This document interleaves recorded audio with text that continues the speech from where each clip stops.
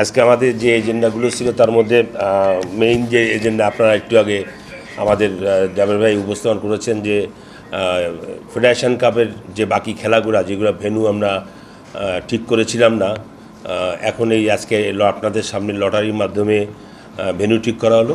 যেহেতু এখনও কোন দল যাবে কিভাবে যাবে এখনও তারা নির্ধারণ হয়নি, আমরা আগেই লটারিটা আপনাদের সামনে সেরে ফেললাম। আর আমাদের ভিতর আগামী মৌসুমের পঞ্জিকা নিয়েও আলোচনা হয়েছে, যে পঞ্জিকা আগামী এসি কমিটির মিটিংয়ে আমাদের অ্যাপ্রুভ করা হবে পঞ্জিকা নিয়ে। তারপর পঞ্জিকাটি আপনাদের হাতে এবং প্রত্যেকটা ক্লাবকেও পাঠিয়ে দেওয়া হবে। এই মূলত আমাদের আজকে আলোচনার বিষয়বস্তু ছিল ফেডারেশনের ভেন্যু নিয়ে।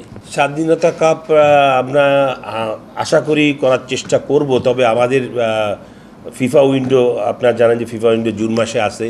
তারপর আমাদের খেলাটাও এই আমাদের ন্যাশনাল টিমের জন্য কিছুটা পিছিয়ে দেওয়া হয়েছে বিপিএল, তারপর নির্বাচনের জন্য সব কিছু মিলে খেলাগুলো কিন্তু একটু পিছিয়ে গেছে, যার পরিপ্রেক্ষিতে আমাদের এখন ইন্ডিপেন্ডেন্ট কাপটা আমরা একটু প্রশ্নাতীত যে আমরা করতে পারবো কিনা, সময় পাবো কিনা, কারণ আমাদের নেক্সট ক্যালেন্ডার শুরু হয়ে যাবে।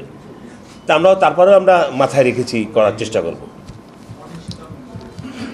আমাদের আমাদের শিডিউল অনুযায়ী করার কথা থাকলেও এখন শিডিউল তো এলোমেলো হতে পারে।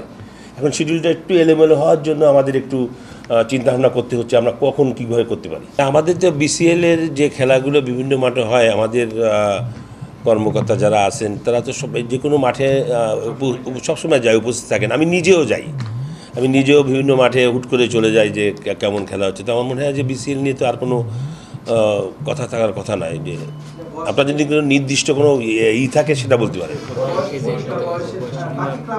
না। বয়সের ব্যাপারে তো আমরা জিরো টলারেন্স, তো এখানে তো কোনো সুযোগ নাই। কোনো কিছু কমপ্লেন হলে আমরা শাস্তির হাতে আনবো, এবং ডিসিপ্লিন কমিটি আছে আমাদের এখানে কোনো জিরো টলারেন্স, আমরা তাদের শাস্তি কোনো অন্যায় করলে শাস্তি পেতেই হবে। দৈনিক আজকের বাংলা .net